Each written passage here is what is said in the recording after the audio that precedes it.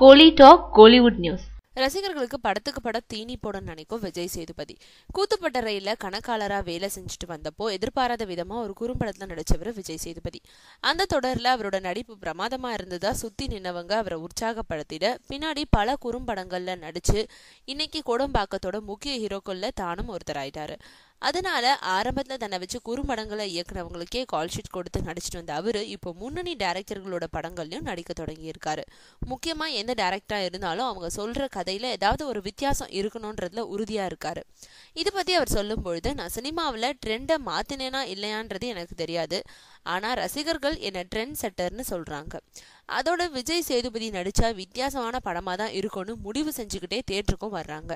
அதனால அவங்கள ஏமாத்தாம ஒவ்வொரு படத்தையும் ஒவ்வொரு விதமான கதைகள்ல நடிக்கிறதோடு ரசிகர்களோட ரசனைக்கு நல்ல தீனி போடக்கூடிய படங்களா கொடுக்கணுன்றதுல உறுதியா இருக்கேன்.